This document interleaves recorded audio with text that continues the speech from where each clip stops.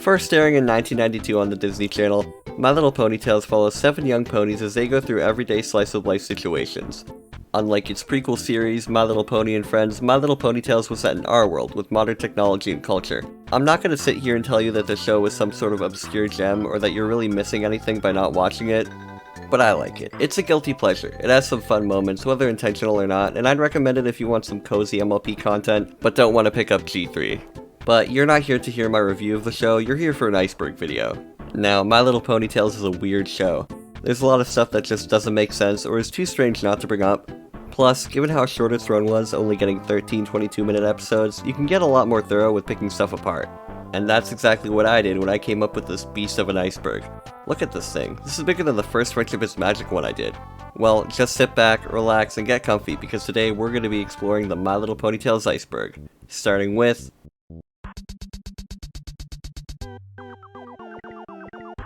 Layer 1. The Sky. These are things that people who are only fans of G4 or have only heard of the show in passing know about. G2 Misconception.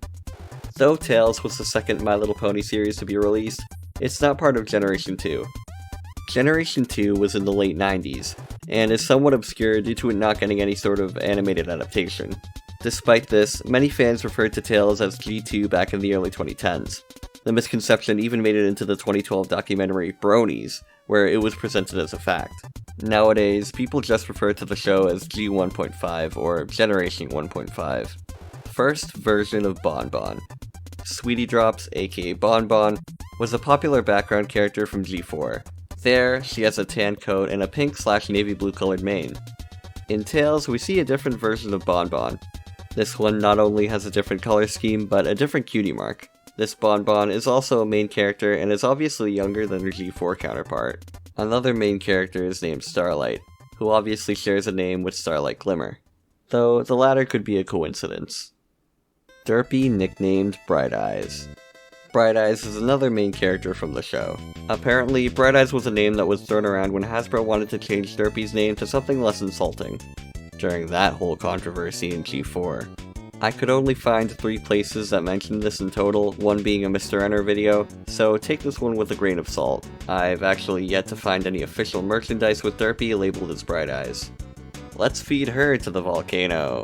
This refers to a scene in the episode Ponies in Paradise, where the character Sweetheart has a fantasy about a pony being thrown into a volcano by some island natives. The scene is sort of a meme, being shared around whenever the show is brought up. Out of context, it's confusing and hilarious, although I can't imagine how many people have seen this and didn't know it was one of the characters' imaginations. Like, wow, this show is metal. They have volcano sacrifices and everything. Teddy's Unhinged Jaw. A frame in the episode The Great Lemonade Stand Wars shows the character Teddy's jaw opening after having it closed shut. For context, the lemonade he was drinking had too much sugar. Yeah, that doesn't make sense.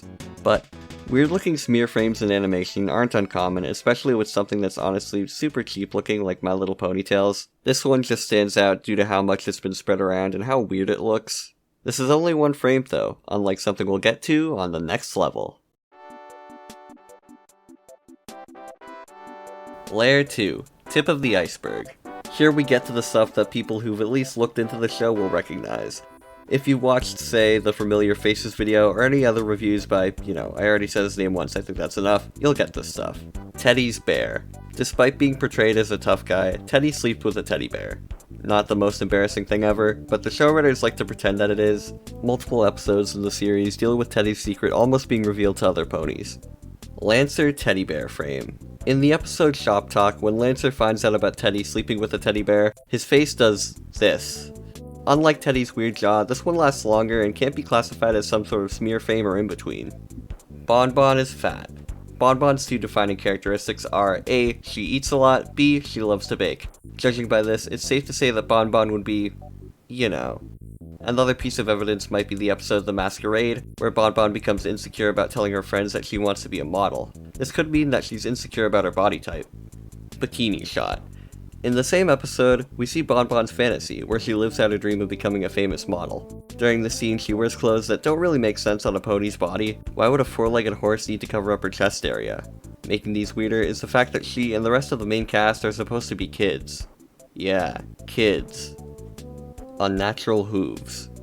In the show, the pony's hooves, as well as the rest of their bodies, don't move like a horse's. Well, obviously it's a cartoon, but I think suspension of disbelief can only go so far. Out of every generation, this is the one where ponies are seen standing on their hind legs the most, making you question, how does their anatomy even work? You also see them doing things like holding a pencil or using a telephone with their hooves, bending them in ways that shouldn't be possible. I guess Lyra was wrong. These little ponies can push a cart and drive a car. Bad songs. Every 11-minute segment of My Little Pony Tales has its own song. Most are forgettable, and some are downright awful. Most of the main 7's voice actresses don't sing all that well. There's some exceptions though, but we'll talk about those later. Friendship is Magic, similar character dynamics. The main 7 in Tales, though obviously not an inspiration, can be seen as parallels to some of the main characters from G4. You have the bookworm, the sporty one, the one who likes baking, the sweet one, the well-rounded one, the one who focuses on their looks, and the clumsy one with a purple and green color scheme. Love interests / antagonists. The boy ponies in the show are framed as both love interests and antagonists for the main 7. In one episode, Teddy and Ace will be tormenting the main characters, and in the next, they'll be the object of their affection. They also like to switch up their personalities sometimes when the story calls for it. Like, Lancer is supposed to be the nice one, but in Shop Talk, he's portrayed as a bully, and in the Great Lemonade Stand Wars, Ace is supposed to be the mean one, when that role would better be suited for Teddy. Overall, it's a weird writing choice that doesn't work all that well. Hey, okay, this is turning into a review. Next pro-blackmail message. Going back to the episode Shop Talk, the episode ends with Sweetheart and Teddy blackmailing Ace and Lancer with this picture, inadvertently telling kids that, hey, you know, blackmail is actually okay sometimes. That's like Bullwinkle the Moose telling kids to rip the knobs off their TV.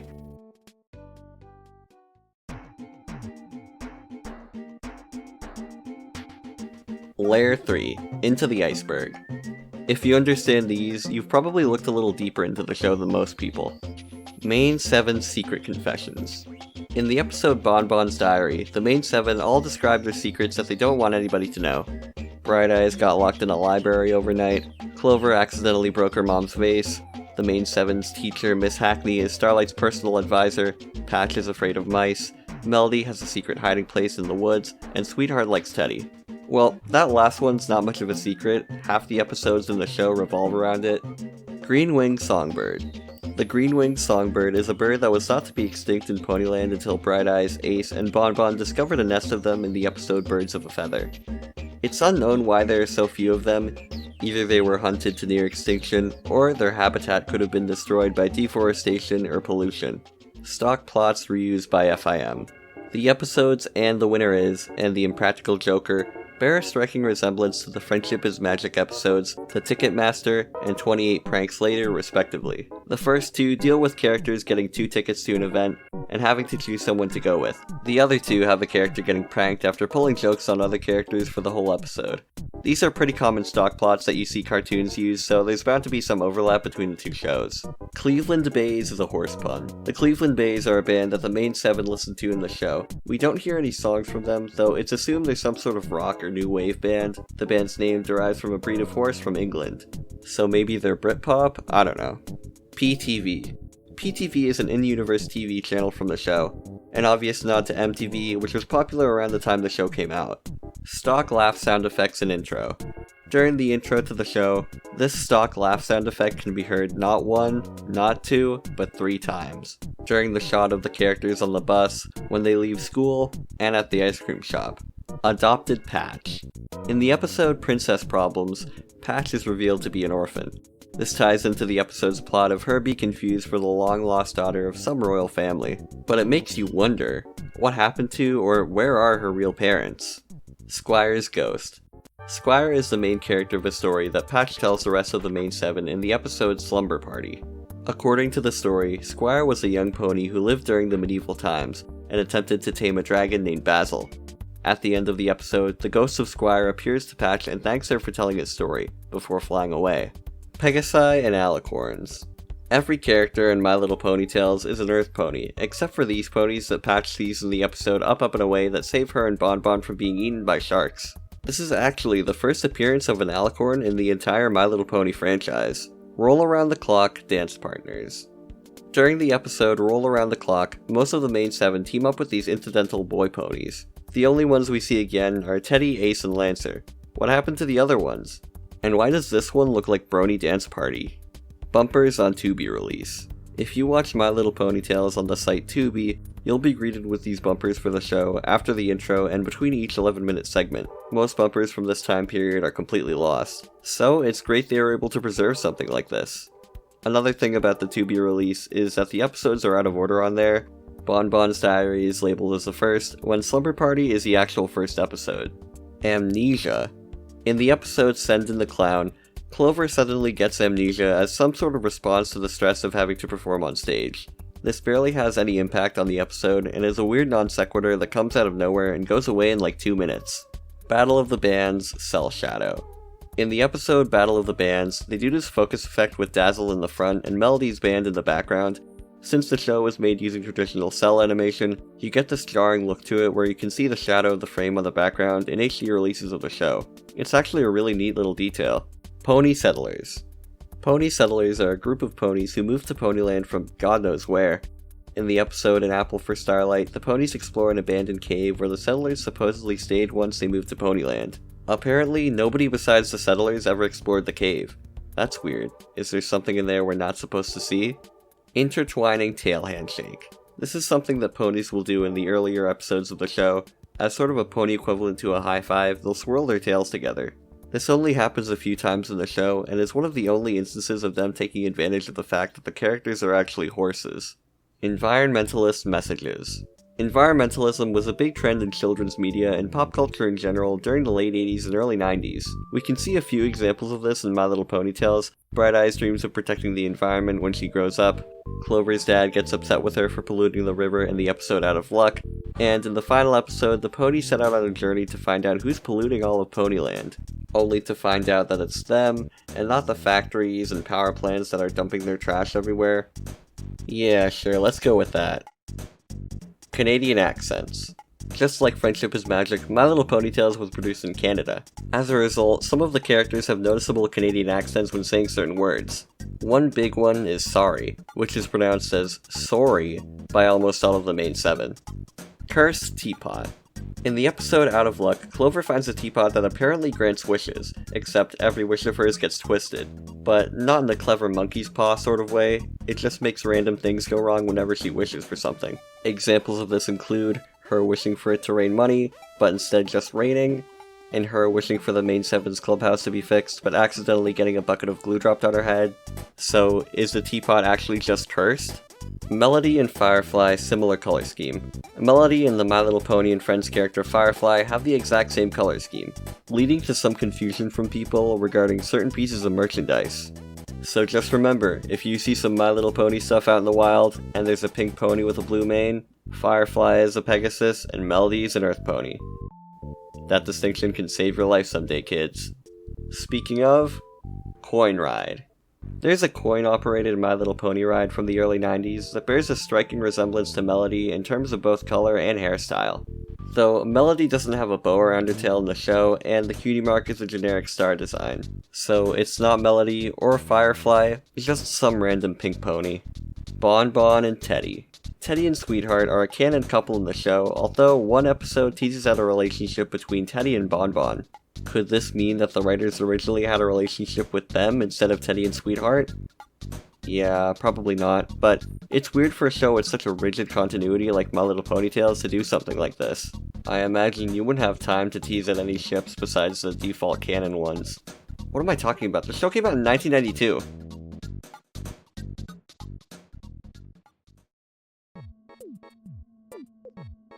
Layer 4, The Depths. This is where we get into the more minute details and trivia from the show, and even some stuff outside the show itself. Regional DVDs. I made a whole video about this, but My Little Ponytails has some weird overseas DVD releases.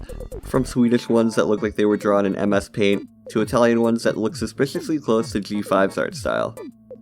Vase For Flowers.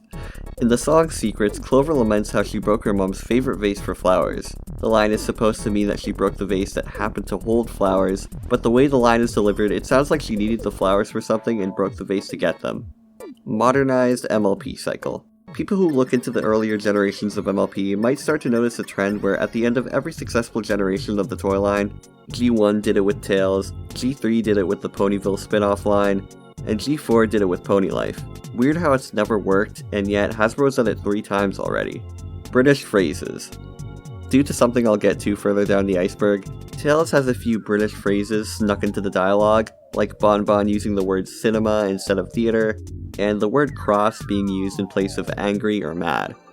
Returning voice actresses. Quite a few of the actresses from My Little Pony Tales return to the franchise for minor roles in G3 or G4. Examples include Melody's voice actress playing Starlight Glimmer, or Bonbon's actress playing Daring Do. Suspensefulmusic.wav. This refers to a song that plays in basically every episode during the climax or in some sort of chase scene. One example is the beehive scene in Birds of a Feather. Stolen songs. Pause this video and go listen to the song Sweet Music. Sounds familiar, right? The melody is pretty generic, and it sounds nothing like the other songs from the show. But what song specifically is it ripping off? Let me know in the comments what you guys think, because I swear I've heard this tune before, or at least something similar. Slavery.jpg. This refers to a Tumblr post containing a screenshot from the episode Princess Problems, where 2 stallions are pulling a carriage. The OP says, "This confuses me on so many levels," before another poster replies simply with, "Slavery." Miss Hackney's mane. While all the other ponies have real-world human hairstyles, Miss Hackney's mane looks like this. Is she supposed to be wearing a tiny hat? What does the real-world equivalent to this even look like? Barrington newborn name confusion. In the episode The Tea Party, the ponies meet their new neighbors, the Barringtons. The mom says that their new baby's name is Posy, but a second later, Sweetheart calls the baby Cherry. So which name is the right one? Why did they mess it up? Was it a thing with the voice actors, or was it a thing with the script? Now I just picture 2 people in the writer's room, back in 1992, having a heated argument about what this incidental baby should be named. Baby Pony real name. On the topic of baby names, in the episode Too Sick to Notice, we see Bonbon's baby brother, simply referred to as Baby Pony. So, is his name Pony? I mean, Bonbon has like 8 other siblings, so honestly they might have just ran out ideas on what to name their kids at that point. Bonbon/Sweetheart/Clover voice swap. In multiple episodes, the main 7 will swap voices on certain lines. For example, you'll have Bright Eyes' voice coming out of Bonbon's mouth, or Bonbon's voice coming out of Clover's mouth. Most instances of this aren't all that interesting, except for in the episode The Tea Party, where Bonbon apologizes to herself for accidentally hitting herself with a slingshot. Grainy Flashlight. Whenever something like the headlights on a van, a spotlight, or a flashlight is shown, they'll use this overlay effect that makes everything under it look extremely grainy. At least that's how it looks in HD releases of the show. They probably just layered a translucent cell over the foreground because that would be cheaper than redrawing the whole frame over again. Patch and Squire related. This theory goes that the reason Patch is the only one who's able to see Squire's ghost is that the 2 are a part of the same bloodline. That kind of makes sense if you add Patch being adopted as a variable. Since we don't know who her birth parents are, it's entirely possible that she could be Squire's long-lost descendant. Clover lowballed for the tickets. In the episode And the Winner Is, Clover sells her 2 concert tickets in order to buy pizza for her friends. Considering how highly sought after the tickets are, you'd think that she'd be able to get more than 1 pizza to share between 7 ponies. So did Clover just get a lousy deal on the tickets? Well, this is Clover we're talking about, so there's a good chance she just took the first offer for them without thinking it through at all. UK exclusive toys.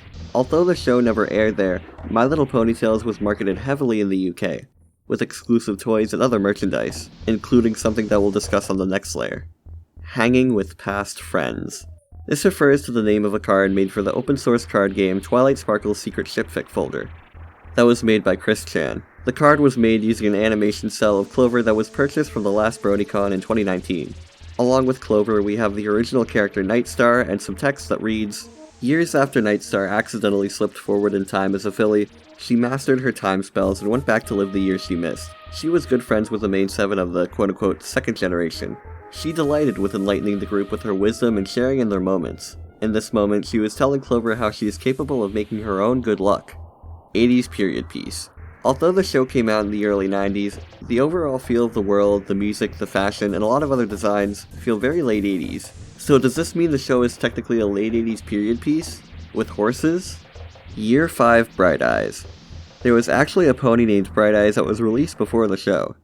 This pony had a different color scheme as well as a different cutie mark, having a clock instead of a notebook. The pony was made during Year 5 of the toy line as part of the Twinkle Eye series of figures. 4chan smiled on me. This refers to a clip from the episode Out of Luck, where Clover says the word fortune, but it could also be misheard as 4chan. Clover also has, well, a clover for a cutie mark. Yeah, look out, Anon Philly, there's a new /MLP mascot in town.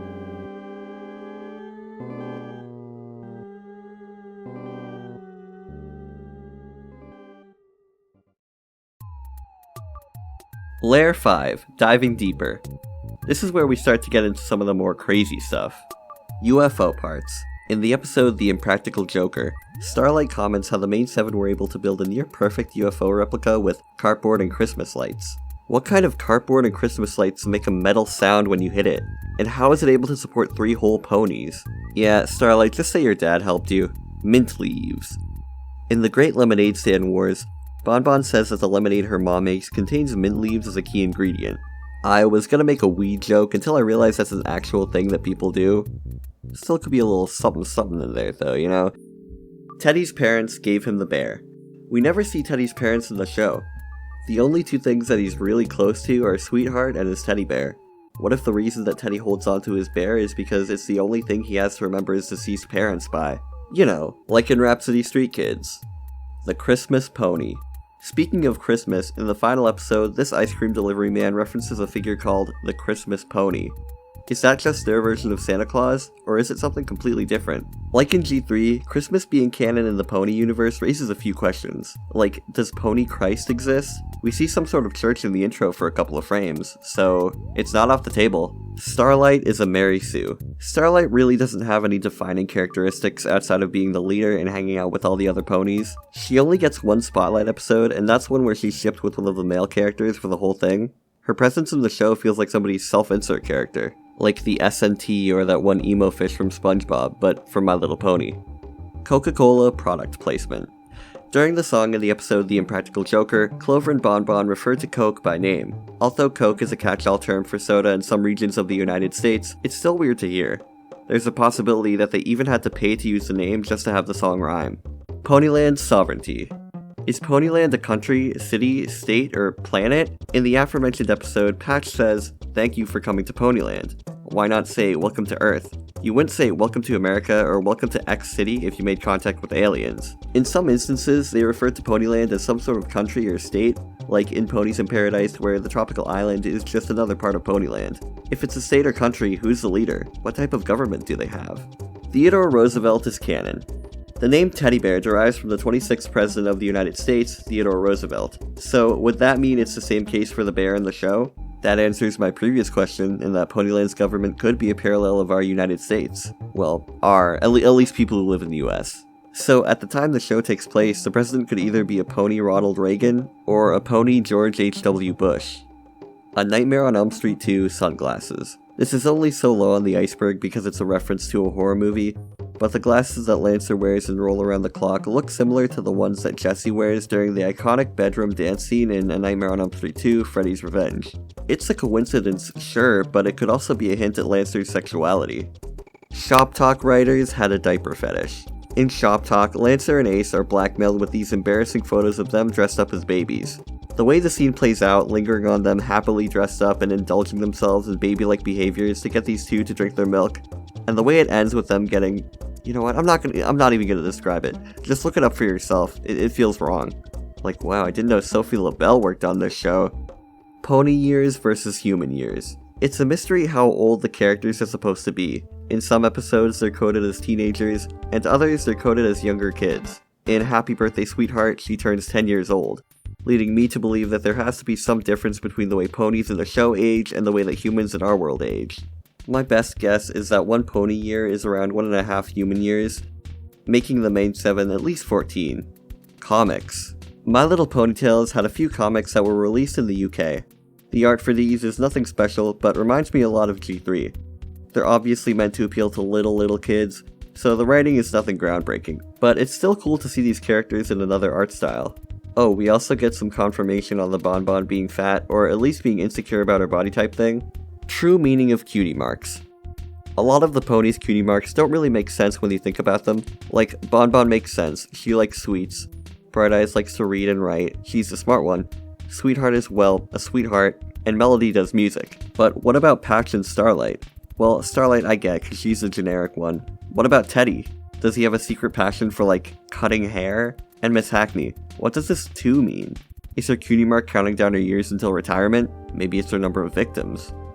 Sunny Lookalike. The minor character Half Note has a similar color scheme and main style to Sunny from the upcoming G5 movie. Yeah, that's really it. They sure do look alike. Why was Bonbon grounded?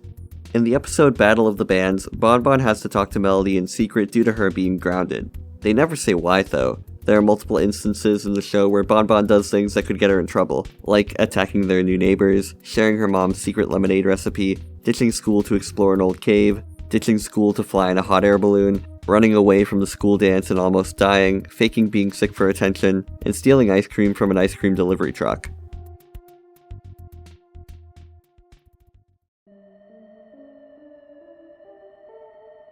Layer 6, Below the Iceberg.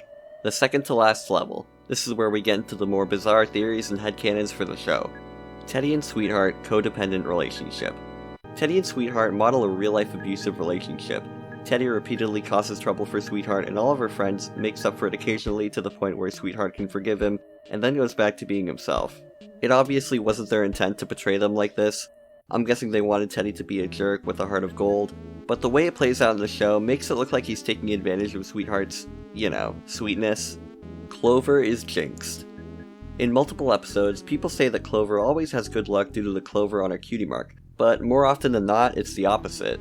Clover is clumsy, always tripping and falling over, and all the episodes where good things happen to her, they actually make her life worse. She wins the concert tickets, but then gets wrapped up in a dilemma of having to choose which friend to go with. She gets a magical teapot that grants wishes, but all the wishes go horribly wrong. Maybe the reason her life is like this is because of everybody telling her how lucky she is. There's that old notion that if you say something good will happen, it's less likely to actually happen. That's probably the case with her, and her cutie mark is more of a curse than anything. Patch is delusional. This theory goes that Patch suffers from delusions or hallucinations of some kind, and as a result is the only one who sees any of the supernatural occurrences in the show. The glowing ponies and Squire's ghost are examples of this. She's also been shown to believe in UFOs and sea monsters. Maybe just an overactive imagination, maybe something a little bit darker. But if the glowing ponies and Up and Away aren't real, how did they survive the balloon trip? Maybe Patch didn't even get in the balloon at all. We see her have a fantasy sequence in the same episode, so it could be part of that. Arthur Precursor. So there's this show. The show came out in the 90s and features a cast of anthropomorphic animals. The main characters are supposed to be young kids, but have a weird level of independence that you don't see at their age. They're also voiced by relatively young actors. Of course, I'm talking about My Little Ponytails, but there are quite a few similarities to PBS Kids' Arthur. Along with the previously mentioned ones, there also happens to be an episode where the characters think somebody's getting married to one person who actually turns out to be their sister. A plot both shared by Sister of the Bride and the iconic gay rat wedding episode. I'm not saying that Arthur ripped off My Little Ponytails, but they do give me similar vibes. Or maybe Bonbon just sounds like DW, I don't know. The Coltonville Anomaly. This is a theory proposed by an anon on 4chan's MLP board, that the entirety of Ponyland that we see in My Little Ponytails is made up, and the main 7 are actually G1 ponies, who were trapped in there by some sort of villain. The Pegasi and Alicorns could have been other ponies trying to save them from this pocket dimension. If you think about it, a lot of the show's inconsistencies start to make sense once you consider the theory. Main characters based on Stephen King's It. The 10 main ponies that we see in the show can be seen as parallels to the child characters in Stephen King's 1986 novel, It. First you have the main 7. The fat one, the class clown, the smart one who hangs out at the library a lot, the nervous one, the one who ends up neglecting the younger sibling, the one who's in an abusive relationship, and the one who isn't seen for much of the runtime. There are also 3 bully characters who torment the main 7, one being the leader with a Napoleonic complex. Fire escape slide. In the intro, the ponies slide down this slide to leave school. We never see it in the actual series, though. This might be an abstract visual, like the ones at the end of the intro, or it could be some weird fire escape that we never see get used in the actual show. That would mean there'd have to be a fire at the school, though. Lost episode? Post-apocalyptic Earth. There's actually a lot of evidence for this theory. Well, it obviously goes that My Little Pony Tales takes place in a post-apocalyptic version of our world where ponies happen to take over. In the show, things like telephones, guitars, pencils, etc. are made for human hands, not hooves. Teddy bears, and thus Teddy Roosevelt, exist, so that must mean the ponies know at least something about human history. And the most damning piece of evidence, in An Apple for Starlight, we see both a globe and a drawing depicting our Earth. Our Earth. In that same episode, they talk about the pony settlers and how they journeyed from some far-off place to what they now know as Ponyland. This could be referring to the very instant that ponies began to recover what was left of the human world. Notice how they say pony settlers and not just settlers. Cancelled Sega Genesis game. I made this up, but wouldn't it be cool though? There was a game called Crystal's Ponytail on the Genesis that looks like a My Little Pony product, but these things are completely unrelated. Also, if anything, Crystal's Ponytail would be based on the first G1 series, judging by the game's fantasy setting. Lost YouTube poops. There are a lot of obscure YouTube poops that have been lost to time due to copyright strikes. There are two I can think of that were actually from My Little Ponytails. I remember watching these one night on my mom's phone when I couldn't sleep. Good times. One was every My Little Pony theme song from G1 to G4, but every instance of the word pony was replaced with pingas. Yeah, it was 2013. The other one was a YouTube poop of the Slumber Party episode, featuring a Sparta remix of the scene where the ponies make an ice cream sundae. I remember looking for these a few months ago, but got no results on YouTube. Maybe somebody has the link to these, or possibly could have downloaded one of them? It's a shot in the dark, but if you do, let me know in the comments. I want to watch the Sparta remix one again. Misandrist Propaganda. In the show, the male characters are portrayed as loud, rude, gluttonous, smelly, self-absorbed, etc. The only males who aren't characterized this way are the girls' fathers, and the one guy who has a lot of money. Were the show writers trying to send little girls the message that men don't deserve respect and can't be trusted? Is what people would say if the show came out today. Lancer's family fortune. Lancer's family is shown to be extremely rich. Rich enough to afford a mansion, a yacht with a full crew, and the materials for a big-ass lemonade stand like this one. So where does this money come from? They never specify what Lancer's dad does for a living, but hopefully it's something legal. And ethical. I mean, war profiteering, drug trafficking, it's open to interpretation, honestly. Insulin-Dependent Bonbon. The reason that Bonbon eats so much could be that she was born with type 1 diabetes. People who are type 1 diabetic don't produce enough blood sugar, so they need to eat more to balance it out. Or at least that's how it worked in Paul Blart. It makes sense if you consider things like her eating in the middle of class, or going through a week's worth of food in like half a day. Nuclear reactor in ice cream shop. This is a reference to a joke from the old Familiar Faces My Little Pony retrospective. The intro has a shot of the ponies running into the ice cream shop, with the cone above the door having this weird flashing effect that we never see in the show, leading Chad Rocco to joke about it being powered by a nuclear reactor. Given all the other weird stuff that happens in the show, I doubt that this would be too far-fetched, honestly. If they did a season 2, there'd probably be an episode about it. Rainbow Rocks based on Battle of the Bands episode. Both of them deal with characters entering into a battle of the bands, but besides that, they aren't too similar. I mean, maybe the Dazzlings were a nod to Dazzle, the TV host from the episode. Then again, like Starlight, it could be a coincidence. Blonde Sweetheart apparition. In the episode, and the winner is, a white pony with yellow hair appears for a split second. I know this is supposed to be Bright Eyes based on the hairstyle and the fact that she's the only one not in the shot, but I don't know, it just looks like Blonde Sweetheart to me. Let's just call her, Shiny Sweetheart.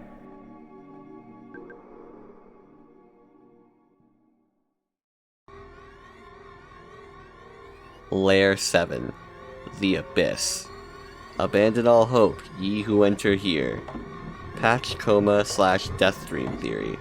This theory goes that Patch being saved by the glowing ponies was actually something her mind conjured up in the last seconds of life before she was devoured by sharks or drowned in the ocean. Every episode after Up, Up, and Away is either an extension of this dream or a version of her afterlife where she and Bonbon now reside. Show CT.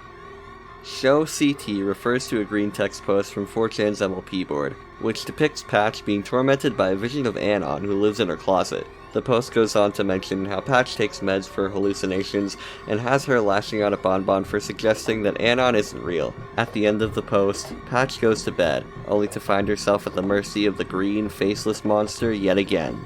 The Anti-Fim. This refers to a video by former YouTuber Brony Curiosity, where he places My Little Ponytails in direct opposition to Friendship is Magic, the modern setting of tales versus the abstract fantasy world of FIM, FIM's focus on the power of friendship versus Tales' focus on quote-unquote the persuasion of lust, and FIM being a beacon of hope versus Tales upholding the status quo of society. As somebody who's watched both shows, I really don't agree with the points he makes, but the video was also put out in 2013, so really, what are you gonna do? Lost Season 2. Production materials apparently exist for a second season of My Little Ponytails. A few episode scripts as well as some rough animation can be found if you search hard enough online. I'll leave a card in the video as well as a link in the description if you guys want to see some of it. Main 7 represent 7 deadly sins. Pretty self-explanatory. Bonbon is gluttony because, well, obviously. Clover is envy, always wanting to be like her older sister. Melody is pride, having a high opinion of herself and letting it get to her head in the episode that plays the thing. Patch is wrath, always pranking her friends. Starlight is lust, due to her crush on Ace in the episode Just for Kicks. Sweetheart is sloth because in the Slumber Party episode she was the only one who actually wanted to go to sleep. It's a stretch, I know. And I guess Bright Eyes would have to be greed. Maybe instead of hoarding money, she hoards knowledge? Canon in G4 and G5. G4 takes place in a world with very little modern tech and all different types of ponies living together. G5 takes place in an Equestria with different types of ponies living apart and with 21st century technology. So what would an in-between of these two look like? I don't know. Maybe a late 80s inspired Equestria or Ponyland, made up of only Earth ponies while other kinds of ponies are basically forgotten? Sounds familiar, doesn't it? That's the My Little Ponytails Iceberg. It's an interesting show to say the least. Well, the next one won't be coming out for a while, I gotta get ready for college, but still. If you enjoyed the video, make sure to leave it a like and drop a comment down below. Your support means the world to me. If you want to see more videos, hit that subscribe button and click on the little bell icon so that you get notified whenever I put out a new one. I can't think of a better outro, so until next time, goodbye.